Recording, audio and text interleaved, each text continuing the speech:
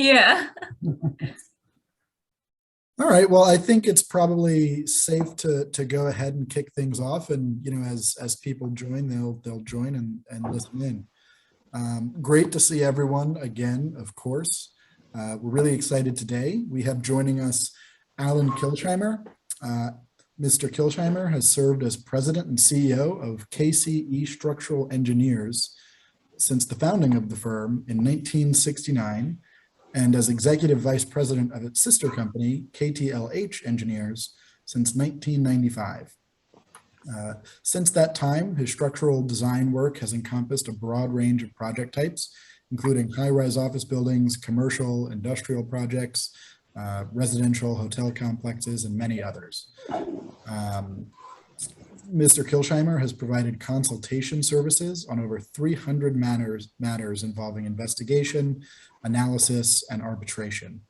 On September 11, 2001, within minutes of the attacks, Mr. Kilsheimer was called for help from both the World Trade Center and the Pentagon.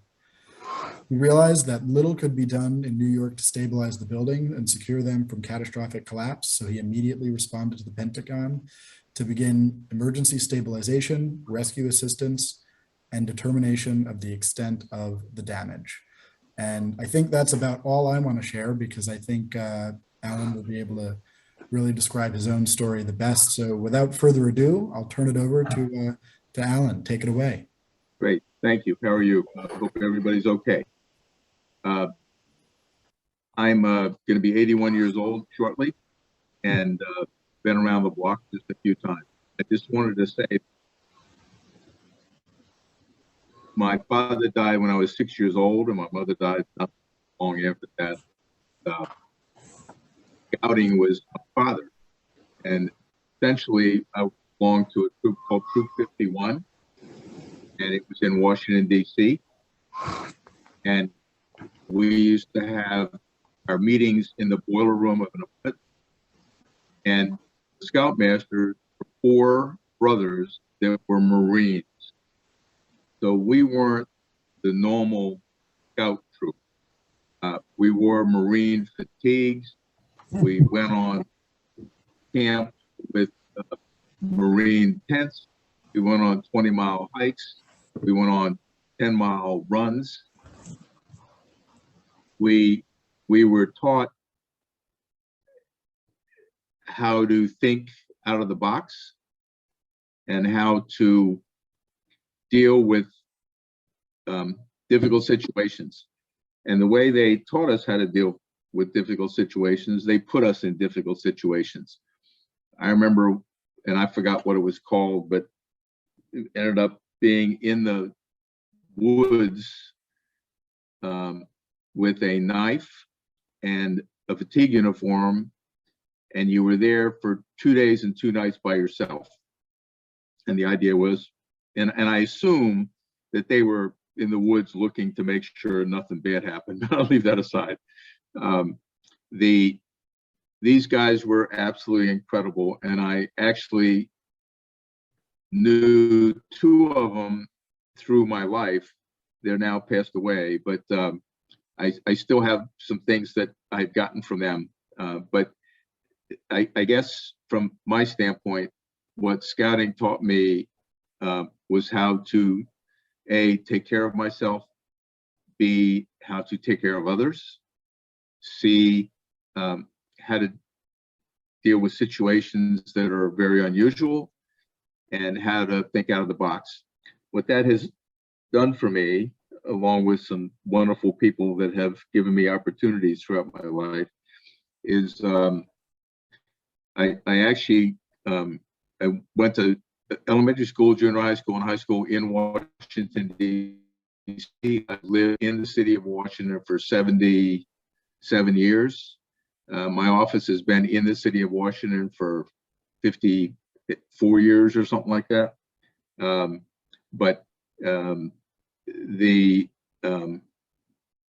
I haven't been involved in very many things with scouting because in 2 things, the main thing being starting about 40 years ago, I go to work at like 2 in the morning. And so I was in my office one morning and the phone rang, and it was a construction guy that was working night shift on the job, and he had part of a wall fall down and he needed help. And I guess I was the only engineer that was awake. And so I remember helping him out. And what that has turned into over the years is, while my office designs buildings mainly in the Maryland, Virginia, and district area, but also we've worked in like 10 different states. Whenever there's a major problem on a construction job or on a building that is already built, we usually get the phone call. And then whenever there is a problem with part of the building being collapsed or people being trapped or whatever, we get the phone call usually from, if it's a building under construction, from a contractor, if it's building already occupied, from the owners of the building.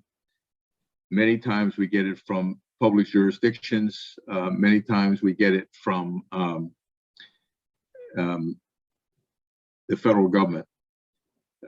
We are known to do things differently than most folks.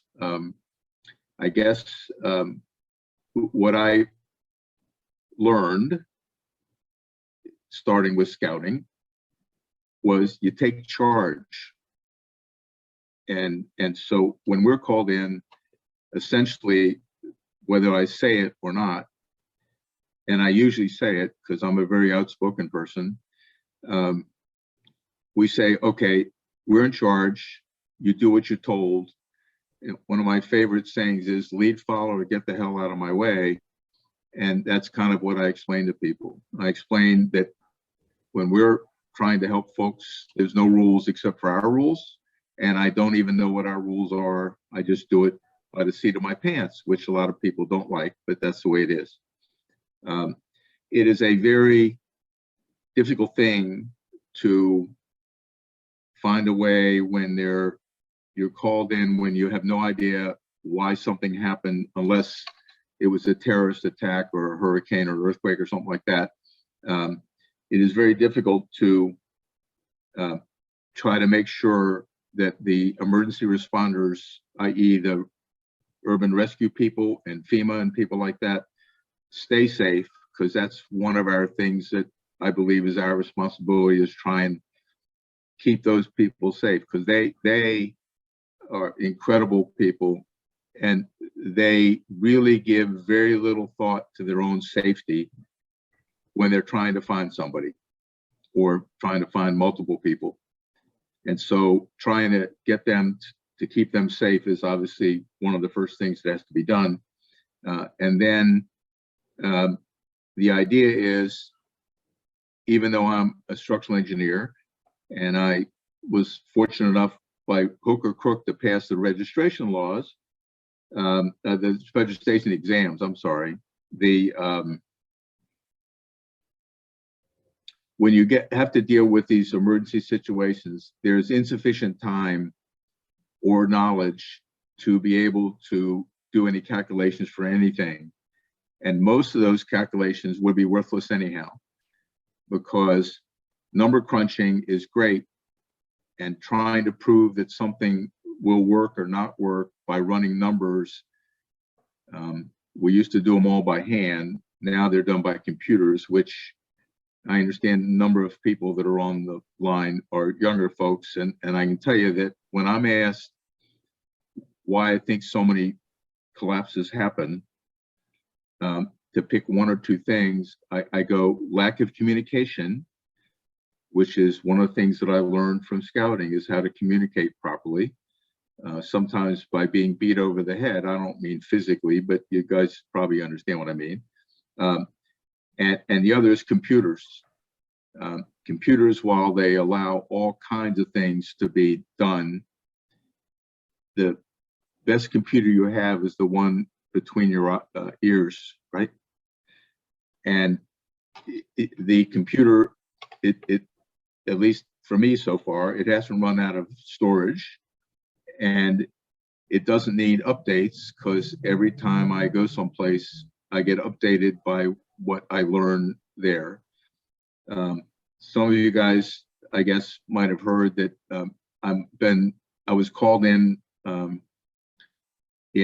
June of last year when the building collapsed in Surfside, Florida, that killed 98 people.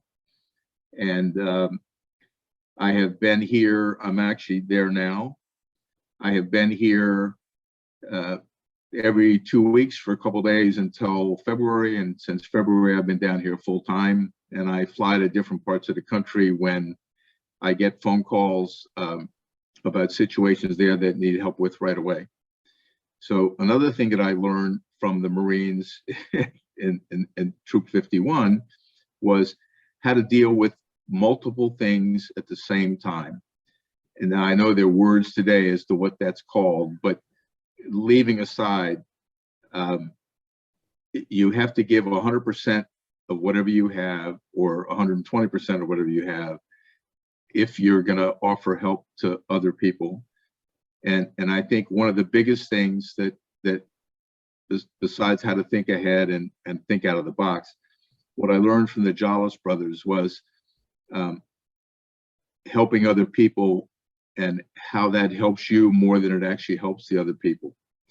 So down here in Surfside, the first thing we had to do was I think I got the phone call in the morning around 4 o'clock in the morning, and I was down here that afternoon.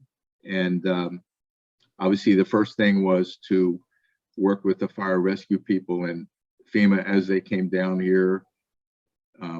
One of the biggest things we did here was to, back then was to essentially find a way to help understand if the remaining building could remain standing as there was a hurricane coming. And that's where the, first of all, there were no drawings available of the building. The designers of the building were dead, and nobody knew how the building was built. And you couldn't run any numbers because there was just no information to do that. So the younger folks that are on the line will learn that as you go along, you're going to learn from every single experience you have. And some will be good things and some will be bad things. I personally believe that you learn a whole lot more by making a mistake than by doing things right. I think one of the biggest mistakes that you can make is not to make a decision. Even if it's the wrong decision, especially when you get calls like we do, not to make a decision is the wrong thing. And you can overthink things, and I can tell you in the various situations that we've been involved in, there are many times when I've made many mistakes and made the wrong decisions. But I can tell you that I don't believe any of them caused anything negative, certainly not more than what would have happened had a decision not been made. And so I think, again, what's really important is to do the best you can. And again, what I've learned again from the Marines was you don't be afraid of anything. People have asked me before, why what I'm afraid of, and what I've said is I'm afraid of myself. That's what I'm afraid of, but I'm not afraid of anything else. I've also been asked a number of times how I'm able to do the things that I do and figure things out the way I kind of do pretty much on the spot. And I don't know, I don't mean to say something negative or something, but my language is always terrible. And what I say to lots of people is, because I give speeches all over the country and on different topics that I'm asked to talk about. And I say to them, I won't say fuck very often, so I won't say that anymore here. But what I can tell you is when I was asked how I know all this stuff, I've said, and how I'm able to do it, I say because my balls are bigger than other people's. You have to step up to the plate. Always step up to the plate. And remember, again, helping other people is a big deal. Now, if you want, I can kind of go through, I'll pick a couple things, like I can talk about the Pentagon for a little bit if you want, or I can very limited talk here about Surfside, because the settlement that was reached last night essentially means that all the experts and lawyers that were working for plaintiffs and defendants, because there's lots of people like that, they're all going to be gone in the next 30 days. So I'm going to be back to where I was in the first place, right? And oh, somebody wanted to know about the Bailey's Crossroad building, but I'll look at that in just a second, all right? Okay, so the essentially,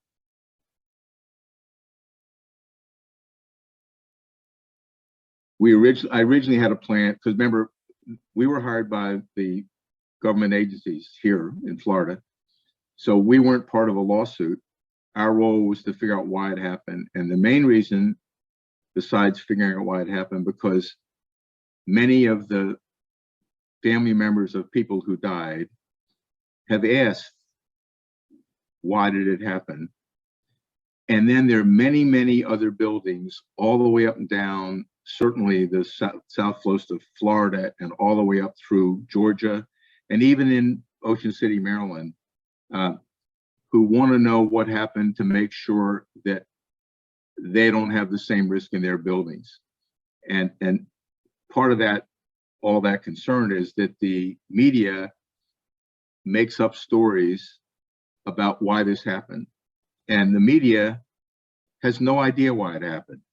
But what they do is they go find somebody who either pretends they know what they're doing or knows something, and they say it could have happened because of this. Well, nobody knows anything factually about why it happened. And we're just finding out factually enough information that we can try and figure out why it happened.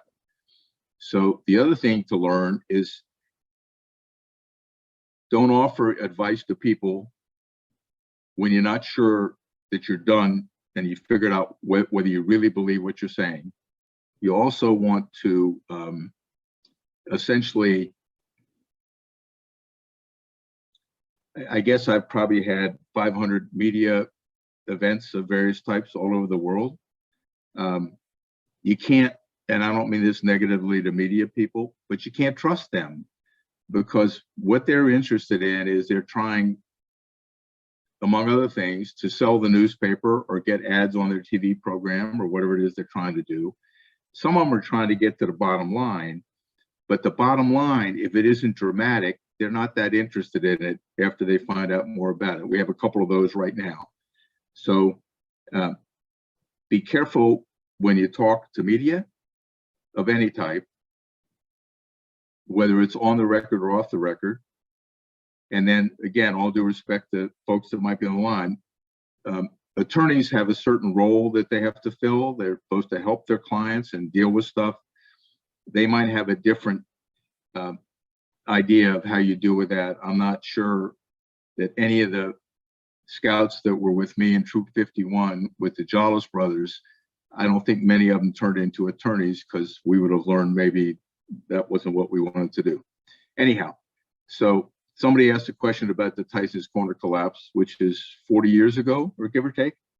And it was 2 apartment buildings that went down. They were like 30 stories or 18, I forgot how many stories it was, probably 30 stories. And they were connected at the base in a garage. And then there was a tunnel that went from that area to a separate garage. And what happened was, oversimplified, and just so you know, when buildings collapse, there's almost never one reason, unless it's a fire, hurricane, earthquake, or planes hitting it or something, right? Or a bomb. it's always more than one thing that unfortunately happened at the same time, right? But anyhow, they were pouring concrete on, and I'm making this up because 40 years ago, I'm not sure I remember, but I do have pictures of it. And I unfortunately watched the man drown in concrete because there was no way to get to him, none. But anyhow, the superintendent told the labor foreman to go to the, let's say it's the 20th floor, to take the formwork out because they were pouring on the 23rd floor. And once you're, generally speaking, a couple floors higher, you can remove the formwork and put in stuff called reshores. You can do that. Well, back then, we didn't mark on the inside of stairways on a construction job what floor you're on. So the labor foreman counted the floors, but he miscounted. And so he was up there and he pulled the formwork underneath the slab that they were actually pouring the concrete on while he did it. Now, there were the smaller number of the 20 some odd guys that were killed when that came down. But what happens is when you're pushing air down, this is just like the World Trade Center, all right? When you're pushing air down, air is a tremendous force. And you have a slab and a slab and a slab, and there's more and more load coming down, more weight, pushing more air. So when it got down to the bottom, the air that it was pushing down went through the tunnel, which was enclosed, and went to the garage and pushed up on the slabs that were designed for downward load.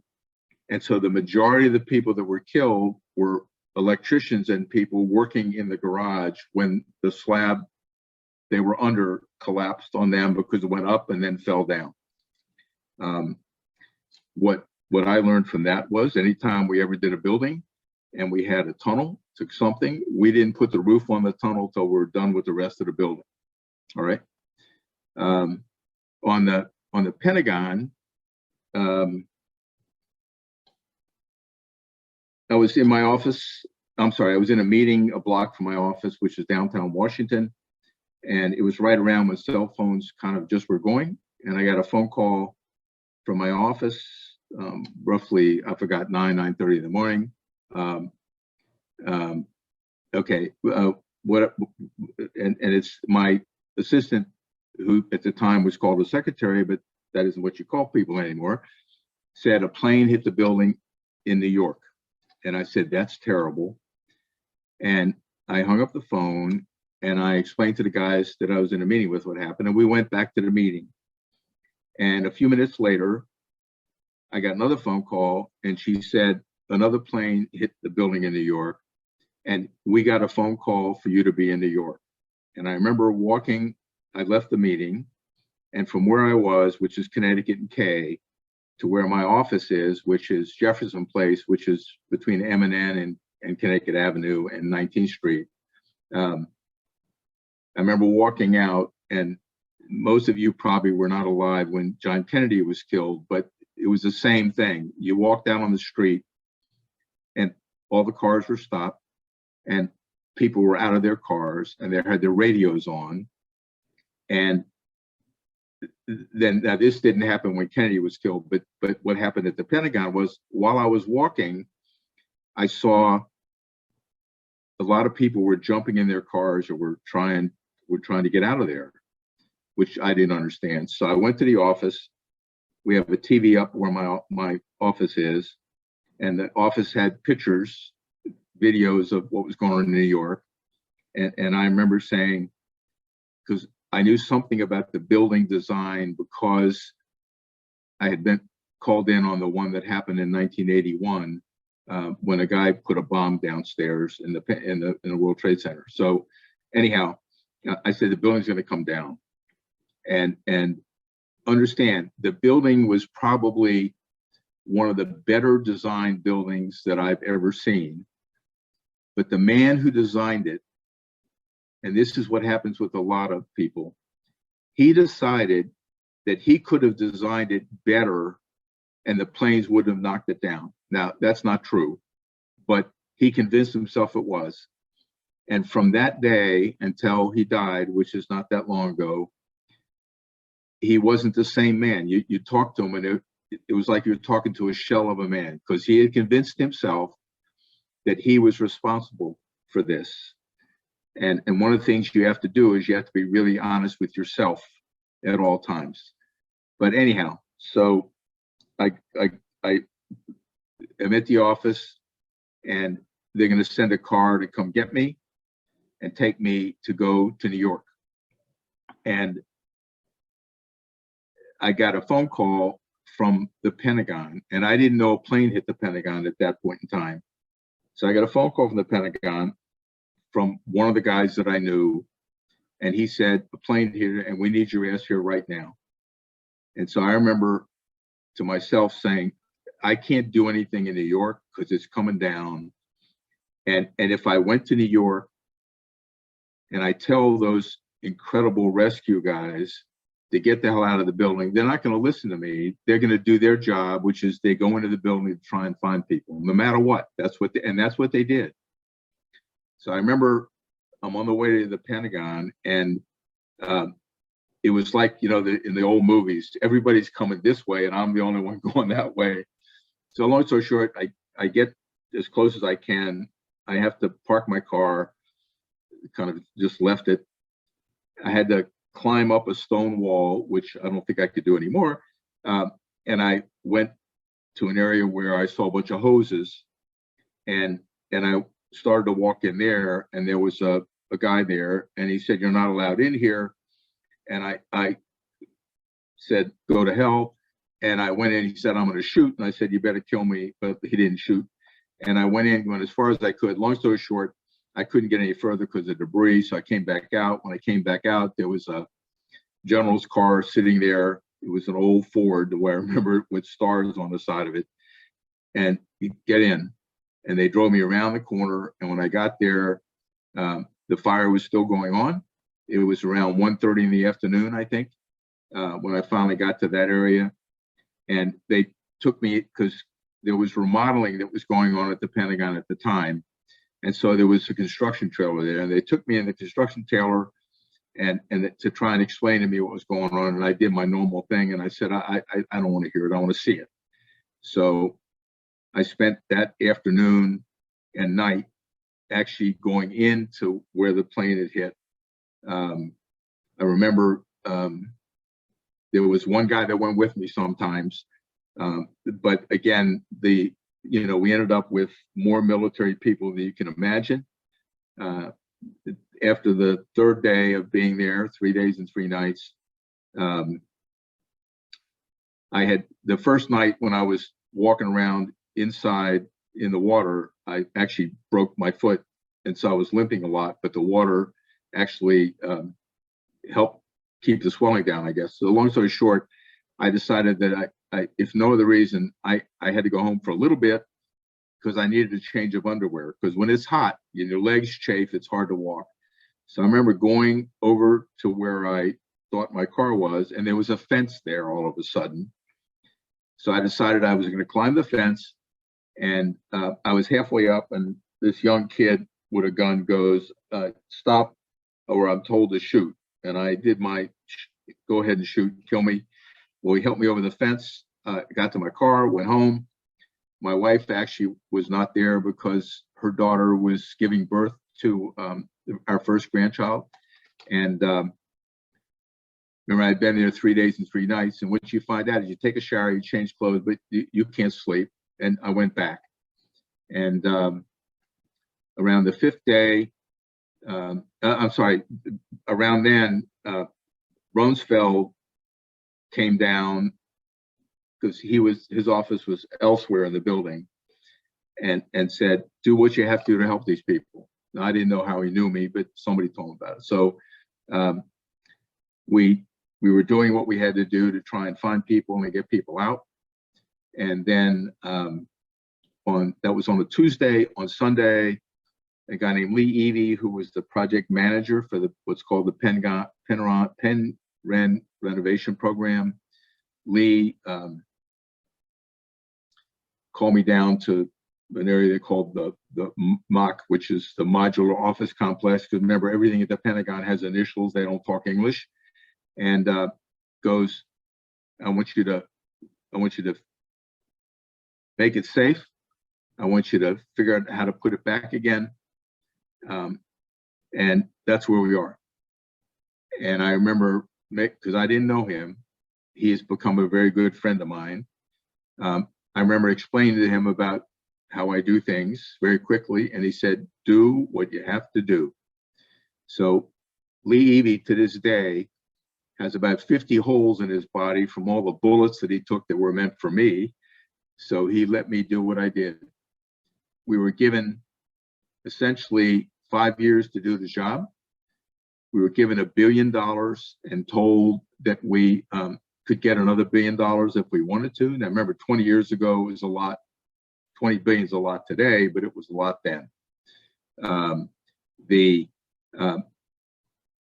Because of the 3,000 incredible people that were there doing what I asked them to do, we did the job in 11 months. And of the $1 billion they gave us, we gave them $550 million back. The government didn't know what to do with that because nobody ever does that. I'm still close to a number of people that work with us at the Pentagon. September 11th this year, let's see, at the 5th year anniversary, we put together a dinner for as many people as we could find, just because we thought it would be nice to see everybody. We had another one here at the 20th anniversary. We had over 400 people, and that was when the COVID thing was the highest. And what was incredible to me was the things that the people that worked on the job, I mean people that worked on the job, I don't mean people that were sitting in an office someplace, what they remembered and what was important to them. And what was important to almost all of them, if not all of them, was we're going to show the people that do stuff like this that they can knock us down, but we're going to get back up again. And that's what we did. And that's kind of what I've been saying also my whole life is, I don't care how many times you put me down. I mean, I've fallen off buildings, I've broken my back, I've had welding rods through my neck, all kinds of shit like that. But I was taught to be tough by these Marines. And I probably learned to be tough for a few other people here or there, but you need to really believe in what you're doing. And you also, well, what I say to people is I love what I'm doing every single day. That doesn't mean that sometimes during the day I hate it, but you need to stay focused. And if you don't love what you're doing, find something else to do. Because I can't envision people having to get up and go to work in the morning and not like what they're doing. That doesn't mean you're not gonna like it sometime. Okay, so that's, and then, you know, what was done at the Pentagon was pretty incredible by all the people. Okay, so that's essentially the Pentagon, that's Surfside, and that was Bailey's Crossroad. There are lots of other ones, but I can tell you that nobody ever does anything by themselves. And if you're fortunate, you have people around you and people that you meet that are focused. And the movie or whatever it was, and I don't do movies, but I remember taking my kids to Karate Kid, where the guy goes, you have to focus, and it's wax on and wax off, if any of you guys know that. Focus on what you're doing. And you'll know that at the end of your day, whether it's your day or your life or whatever, as long as you can look back and you can know you've done one more good thing than you have done maybe bad things, then that's a great thing. Okay, I've talked enough. So does anybody have any questions and stuff? I'm glad to answer if I can. I think thank you so much. This has been great. There are a few questions. One of them from Gary is, What are your thoughts on what will happen to the buildings that have been damaged in Ukraine? Do you think that many of these buildings are going to have to be razed, demolished? Well, again, I've only seen pictures, right? But one of the things that surprises me is how sturdy some of those buildings actually are, because I've done a lot of investigations of some buildings in other countries, and they're not nearly as sturdy as those buildings. Most of what you can see, again, only you can see, is damage where the facade, meaning the exterior walls, are all beat up, right? Sometimes it looks like there were bridges between two buildings and those came down. But the only way to answer it is you'd have to get in there and look at it. You take the facades off, and it's very possible that a good part of those buildings, now this is now the high-rise buildings I'm talking about, the single-family houses and stuff like that, when they get bombed like those were, there's nothing you can do about it. And that's why, like, if there's a flood or something, I usually don't help people there because there's nothing I can do about it. And you know, just being there and being in somebody's way doesn't help. So my guess is there'll be a number of buildings that have to be taken down, but my guess is too that a number of those buildings might be able to be partially saved, right? If that answers the question. Thanks, Alan. I appreciate that. Again, if anyone has any questions, feel free to toss them in the chat. I'll ask one in the meantime. In your experience, working on so many of these collapses, what's sort of the ratio between how often something is caused by something more along the lines of negligence, right, where someone knew what they were doing or that some part of the design was flawed and they ignored it deliberately, versus just incompetence or something that's overlooked? I can tell you that in all the things that I can think of right now, I can only think of one or two where it's somebody who knew something was wrong and didn't do something about it, or didn't report it properly to somebody, maybe only one or two. So usually, as I said, it's usually, sometimes it's a construction flaw, sometimes it's a design flaw, sometimes it's both. Sometimes it's things that happen to buildings over its life that haven't been repaired properly, maybe things like that. But there's only two that I can remember right now where actually somebody knew there was a problem and didn't deal with it because I guess they thought they knew better than everybody else. You get a lot of in construction, you get a lot of, I've been doing this my whole life, and I've done it my whole life. And while that's a certainly incredibly valuable thing, that doesn't mean it's always right. So very few of them have been what I consider to be somebody doing something purposely, other than bombs and things like that. Right. Well, I guess that's a good thing overall. Right. Yeah, it is. Yeah. Any other questions for Alan? Stephen, you can go ahead, and then I have one myself. Yeah, great info, Alan. Yeah, I knew, my sister knew one of the guys that died over at Bailey's Crossroads. I didn't realize, I was down at school at UVA at that point, and I didn't realize how many people had died and the complexity of that air shifting. That's amazing. Right. When you knew that the 9/11 buildings or Twin Towers are going to come down, did you try to call somebody? I mean, is this something that any structural engineer should have been able to see before they sent those 300 firefighters to their deaths? I mean, well, here's what I'm going to tell you what you're legally responsible to do, and I'm going to tell you what I believe you're morally and ethically responsible to do. All right. Right. Yeah.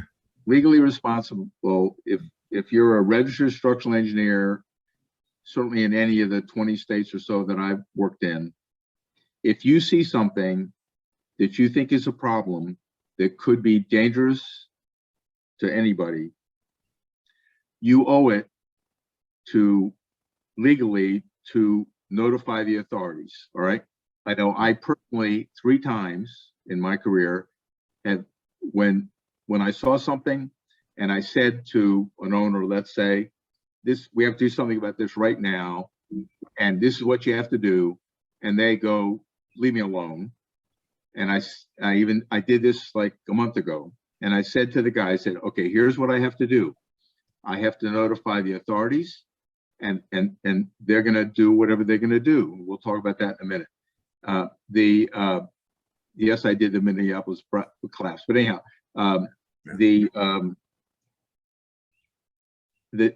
you know, he was very upset that I threatened him, and I explained to him it's not a threat. It's what I have to do and what I believe morally and ethically I have to do.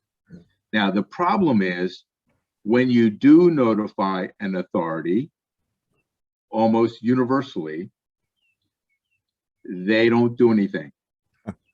They might send a notice to the owner saying, we understand you have a problem here, or they might even go there and say, you got a real problem here, you got to do something about it, right?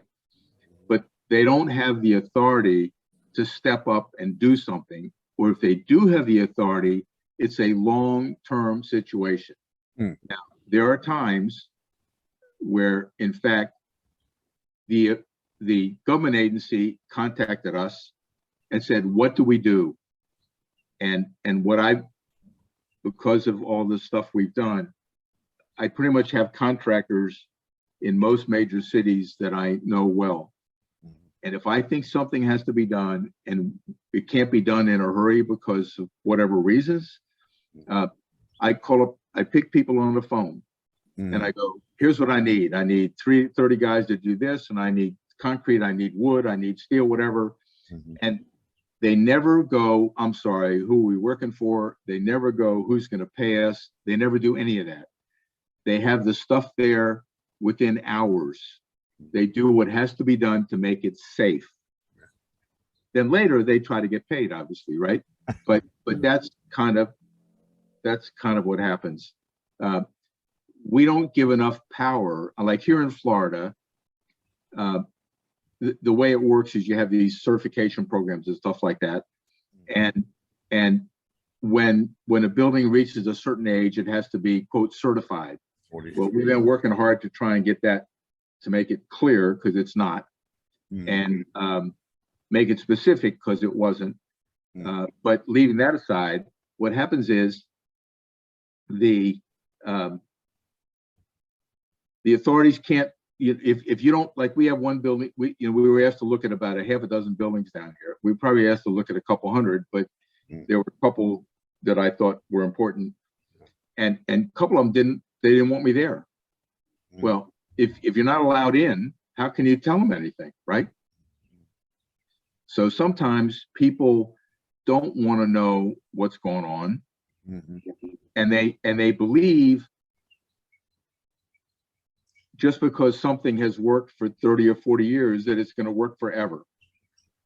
Buildings are like you and me. We get old, and as you get old, I'm sure your knees don't work quite the way you wanted them to, and maybe your back doesn't, and maybe other things don't either. So yeah, it's a difficult situation. The advantage that I have is that if I see something, this thing about if you see something, say something. Right. I think if you see something, you do something. The worst case is that you're going to get arrested or something, right? Well, that's the worst case. Yeah. But I'd rather be arrested and have people not killed than the other way around. And if you're doing it for a good reason, that shows up well in the long run. So when you tell people something that's going to cost them money, they don't want to hear it, of course. Right. What about the 9/11 though? Did you try to warn them, or did anybody else? I mean, it just seems so avoidable.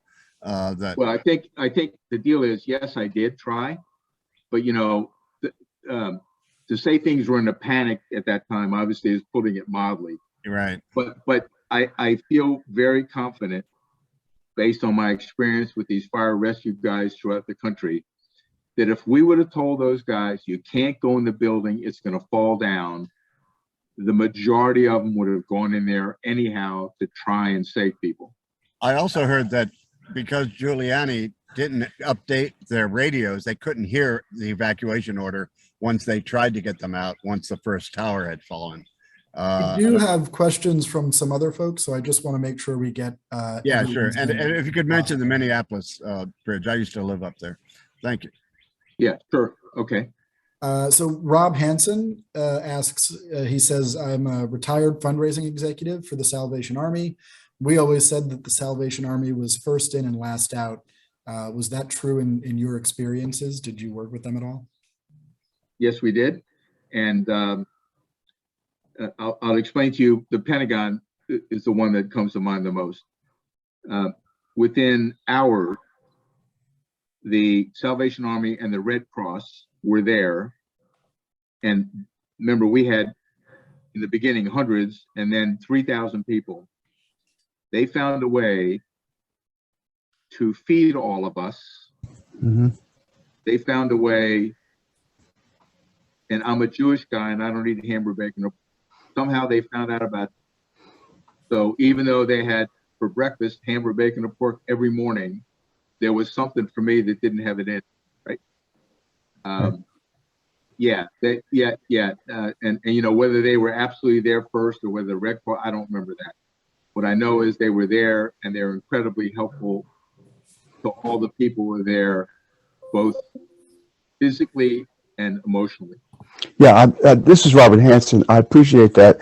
I was major gift director of the Salvation Army in St. Louis, and the '92 flood, the Salvation Army worked tirelessly. They raised $17 million, and what they did is that they was able to move a lot of those folks away from the river and move them up in new homes and create a whole new community. So it impressed me that they stayed with it, never left, and they didn't leave until the whole job was done. So I appreciate the affirmation of that, sir. Yeah, absolutely true. Question from Christopher Bishop. Are you aware of the Pisons building in downtown Madison, Wisconsin? And if so, what are your thoughts? The answer is no, I'm not. I'm familiar with other buildings in Madison because we actually designed some of them. So when I saw that note show up a minute ago, the first thing I thought of was, holy shit, did I design that building? But anyhow, no, we didn't. I don't know what the problem is. And I hope nobody gets hurt. And I hope they do something to make sure that nobody gets hurt. Well, we have time for maybe one more question before we move on to announcements. If anyone has one more to ask. I have something else. Being a fundraising executive, I was moved here and was doing some freelance work, and I got contacted by a Admiral Thompson, who was very interested in documenting the whole Pentagon 9/11 episode for public television. Do you know if that ever happened? Well, I'll tell you this. I mean, I've had, several dozen, if not a lot more than that, interviews about that whole process. But I was asked to essentially write what happened. And for 20 years, when I have a spare minute, which is not very often, I've been writing what I call the Pentagon book, Phoenix, all right? Mm-hmm. And it has no chapters because that project didn't have chapters. It was one event. And I'm hoping before I die that I can finish that book, and then I'm going to make it available to all the people that worked on the job that are still alive, and anybody else that wants it. And it's the way it was for real. To say that it is an X-rated book is probably putting it mildly, but I explain things in incredible detail of what went on, how it went on, not administratively, talking about what was done by what people. And I have one of the speeches that I give that I actually just did about a month ago was a 2-hour talk about just the Pentagon. I have a slideshow, and I take it from some photographs that people have never seen before at the very beginning of the event, all the way through the completion of the event. So yeah, that eventually I'll finish it. Right. Well, thank you so much, Allyn. Again, this has been fantastic. We all really appreciate you taking the time to join us here No sweat. today and speak No with sweat. us. Great. So thank you again. Little virtual round of applause for Allyn. We appreciate it. And I will turn things over to Colin and see if we have any announcements from the council. Yeah, thanks so much, Alan. Incredibly interesting. We're so happy to have you come and join us and talk.